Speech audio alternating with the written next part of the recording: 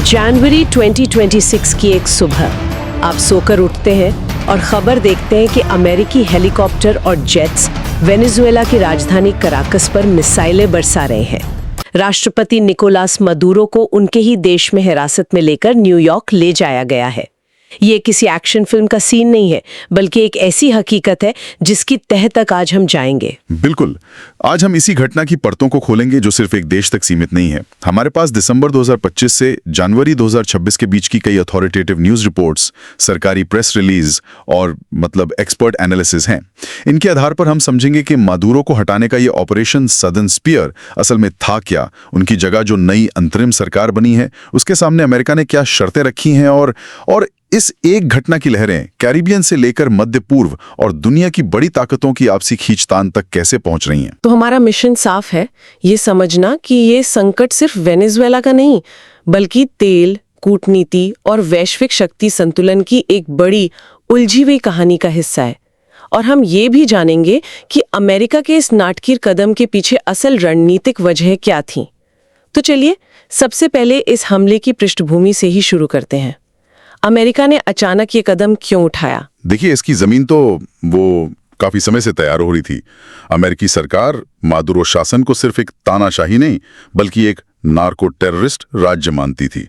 उनका आरोप था कि सरकार के बड़े अधिकारी ड्रग्स की तस्करी में शामिल हैं। इसी के चलते 2025 के आखिर में अमेरिका ने कैरिबियन सागर में हजारों सैनिक और दर्जनों युद्धपोत तैनात कर दिए थे और उन्होंने वेनेजुएला के कार्टेल डे लॉस सोल्स को एक आतंकवादी संगठन भी घोषित कर दिया। कार्टेल डे लॉस सोल्स, इसका मतलब है सूरज का कार्टेल। ये नाम ही बड़ा अजीब है। ये कोई आम ड्रग गैंग तो नहीं लगता? बिल्कुल नहीं। और यहीं पर यह कहानी दिलचस्प हो जाती है। इसका नाम इसलिए पड़ा क्योंकि वेनेजुएला के जनरलों की यूनिफॉर्म पर जो सूरज के निशान होते हैं, वही इस कार्टेल को चलाने वाले बड़े सैन्य अधिकारी हैं। तो ये कोई सड़क पर काम करने वाला गिरोह नहीं है, बल्कि ये एक तरह से सरकार और सेना के अंदर ही बैठा हुआ एक कार्टेल है। अमेरिका का तर्क था कि वे वेनेजुएला देश पर नहीं, बल्कि इस आपराधिक संगठन पर हमला कर रहे हैं जो सरकार चला रहा है। अच्छा, तो अमेरिका ने इसे एक देश पर हमला ना बताकर एक आतंकवादी संगठन के खिलाफ ऑपरेशन का नाम दिया। लेकिन वेनेजुएला के सहयोगी देश जैसे चीन, रूस, ईरान, क्यूबा, वो इसे कैसे देख रहे थे? वो इसे सीधे सीधे अपनी घेराबंदी के तौर पर देख रहे थे।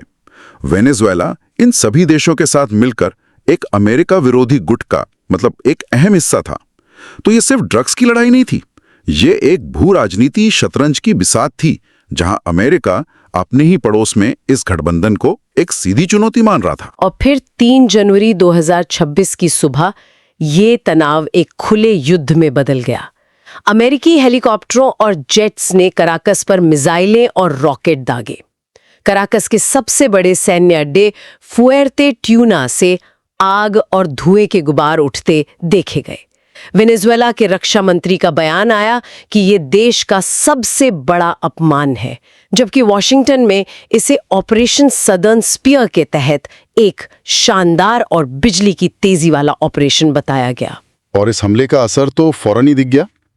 मादुरो और उनकी पत्नी को जमीन पर ही पकड़ लिया गया और उन्हें सीधे न्यूयॉर्क ले जाया गया, जहां उन पर नशीले पदार्थों की तस्करी और आतंकवाद के आरोप लगने थे। अमेरिका ने इसके साथ ही एक बहुत साफ संदेश दिया। अब वेनेजुएला का नेतृत्व और उसके विशाल तेल संसाधन दोनों उनके नियंत्रण में हैं। और फिर अमेरिका की निगरानी में डेल्सी रॉड्रिगेज को अंतरिम राष्ट्रपति बना दिया गया। एक मिनट, यहाँ कुछ समझ नहीं आया। इन रिपोर्ट्स को पढ़ते हुए मुझे जो सबसे अजीब बात लगी वो यही थी। नई सरकार का नेतृत्व डेल्सी रॉड्रिगेज कर रही हैं, जो मादुरो की वाइस प्रेसिडेंट थीं और जिन पर खुद अमेरिका ने प्रतिबंध लगा रखे हैं। उनके साथ उनके भाई जॉर्ज रॉड्रिगेज और डियोसिडाडो कैबेलो जैसे कट्टरपंथी नेता हैं। कैबेलो पर तो अमेरिका ने ड्रग तस्करी के आरोप में $25 मिलियन का इनाम भी रखा था। ये क्या हो रहा है? ये एक बहुत जरूरी सवाल है और यही इस ऑपरेशन की सबसे जटिल परत है। एक तरफ अमेरिका की टॉप टीम, विदेश मंत्री Marco Rubio, CIA director John Ratcliffe और रक्षा मंत्री पीट हेगेसेथ इस मिशन को लीड कर रही हैं। हेगेसेथ तो खुद इस हमले की योजना बनाने का श्रेय ले रहे हैं और दूसरी तरफ वे उन्हीं लोगों के साथ काम कर रहे हैं जिन्हें वे कल तक अपराधी बता रहे थे। तो इसके पीछे क्या रणनीति हो सकती है?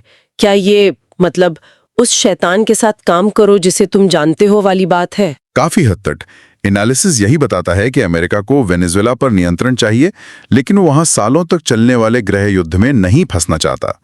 मादुरो के इन सहयोगियों के पास सत्ता का ढांचा और सेना पर पकड़ है, तो अमेरिका ने शायद ये हिसाब लगाया कि मादुरो को हटाकर इन्हीं लोगों को सामने रखना ज्यादा आसान है, बशर्ते वे अमेरिका की शर्तें माने।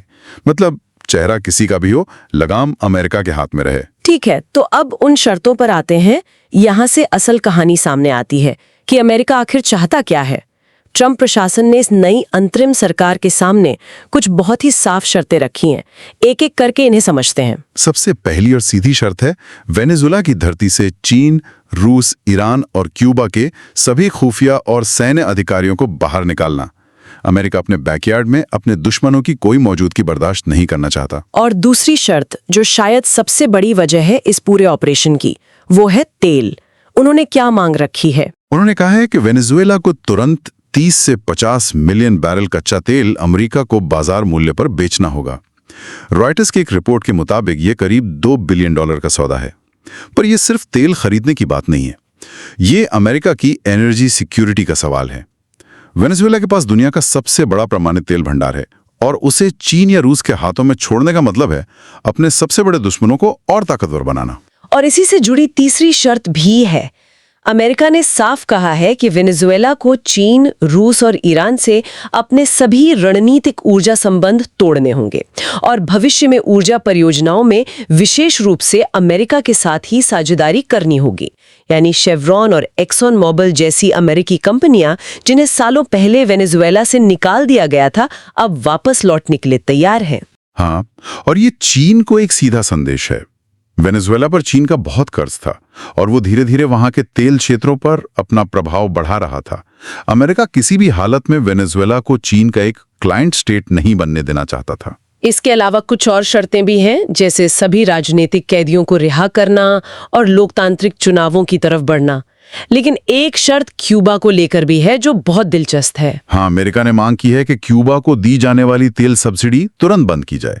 वेनेजुएला अब तक क्यूबा को लगभग 15,000 बैरल प्रतिदिन रियायती दर पर तेल देता था, जो क्यूबा की अर्थव्यवस्था के लिए एक लाइफलाइन की तरह था। ट्रंप ने तो सोशल मीडिया पर क्यूबा को सीधी चेतावनी भी दी कि उनके दिन अब खत्म हो गए। लेकिन इन रिपोर्ट्स में यह भी लिखा है कि क्यूबा के मुद्दे पर नई अंतरिम सरकार ने थोड़ी आनाकानी दिखाई है। उन्होंने क्यूबा के साथ भाईचारे के संबंधों को बनाए रखने की बात कहकर अमेरिकी अल्टीमेटम को एक तरह से चुनौती दी है।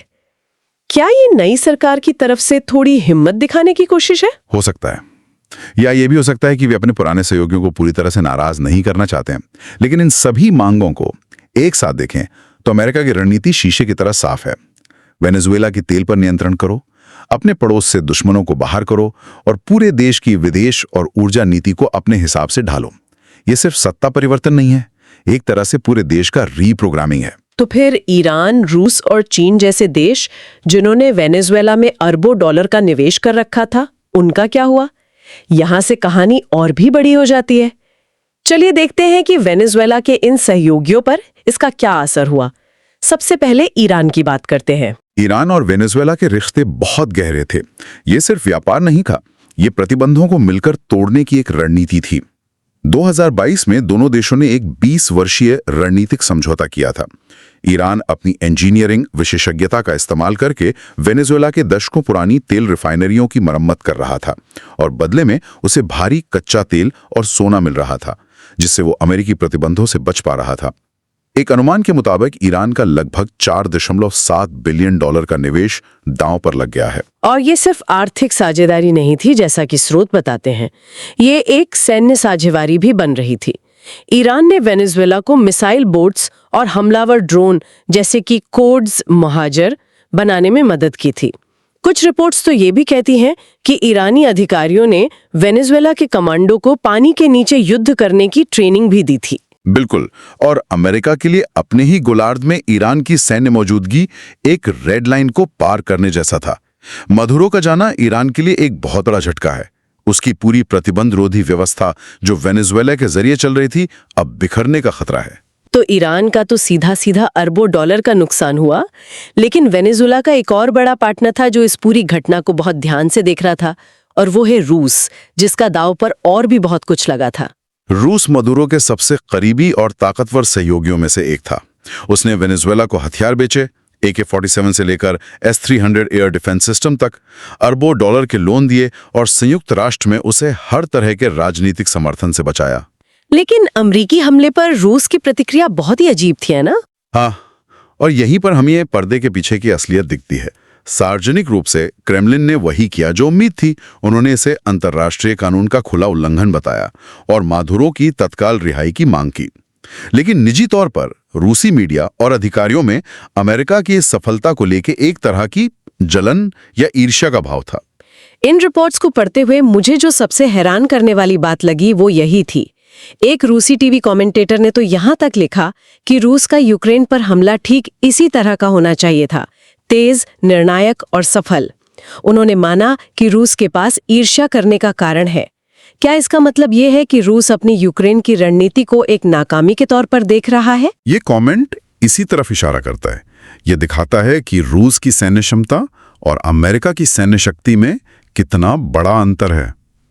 अमेरिका दुनिया के दूसरे कोने में जाकर कुछ ही घंटों में एक सरकार को गिरा सकता है, जबकि रूस अपने ही पड़ोस में सालों से एक युद्ध में फंसा हुआ है। असल में यूक्रेन युद्ध में उलझे होने के कारण रूस वेनेजुएला में सैन्य हस्तक्षेप करने की स्थिति में बिल्कुल नहीं है। वो जुबानी तौर पर निंदा कर सकता है, लेकिन जमीन पर कुछ नहीं कर सकता। और अब वेनेजुएला में उसके तेल प्रोजेक्ट्स और सैन्य अनुबंधों का भविष्य भी अधर में है। और इस पूरी घटना का असर सिर्फ इन देशों तक ही सीमित नहीं रहा, इसका असर बड़े वैश्विक मंच पर भी तुरंत दिखा। घटना के कुछ ही दिनों बाद ब्रिक्स समूह के देशों ने एक साथ नौसैनिक अभ्यास किया। हाँ, दक्षिण अफ्रीका, चीन, रूस और पहली बार ईरान, इन सब ने मिलकर एक नौसैनिक अभ्यास किया जिसका नाम था विल फॉर पीस 2026।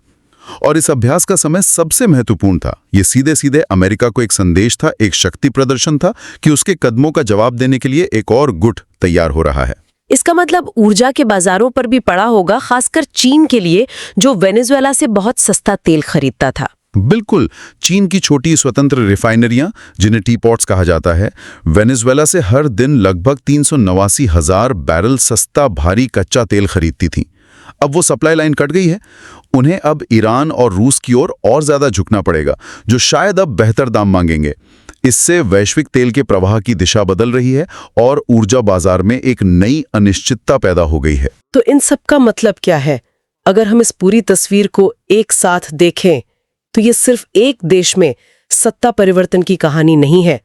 वेनेजुएला का संकट एक ऐसा केंद्र बिंदु बन गया है जो दुनिया भर के कई संघर्षों को यूक्रेन से लेकर मध्य पूर्व तक एक दूसरे से जोड़ता है। आपने बिल्कुल सही पकड़ा। अमेरिका का ये कदम सिर्फ मादुरो के खिलाफ नहीं था। ये अपने पड़ोस में तेल के विशाल भंडार को नियंत्रित करने और अपने सबसे बड़े प्रतिद्वंद्वियों रूस, चीन और ईरान को अपने घर से बाहर खदेड़ने की एक बहुत बड़ी रणनीतिक चाल थी। और इसका असर दूर तक जाएगा। अगर अमेरिकी नियंत्रण में वेनेजुएला का तेल उत्पादन बढ़ता है, जैसा कि शेवरॉन और एक्सॉन मोबिल की वापसी से उम्मीद है, तो ये वैश्विक तेल सप्लाई को बढ़ा सकता है। ये ओपेक प्लस के समीकरणों को बदल सकता है, जहां रूस और सऊदी अरब का दबदबा है। के तौर पर कम कर सकता है, जो अपनी ऊर्जा सप्लाई का इस्तेमाल एक राजनीतिक हथियार के रूप में करते आए हैं। ये दिखाता है कि कैसे ऊर्जा कूटनीति का इस्तेमाल एक हथियार के रूप में किया जा रहा है। अमेरिका वेनेजुएला पर लगे प्रतिबंधों को चुनिंदा रूप से हटा रहा है, सिर्फ उतना जिससे अमेरिकी कंपनियां काम कर सकें।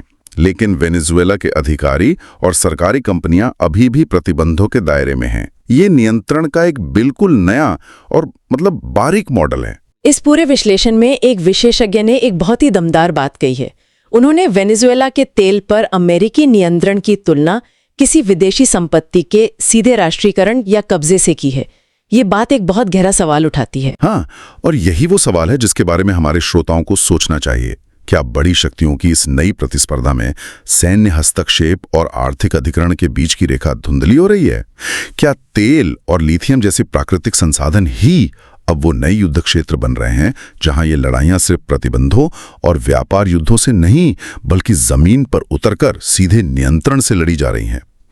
ये एक ऐसा सवाल है जिसका जवाब आने वाले सालों में दुनिया की दिशा तय करेगा।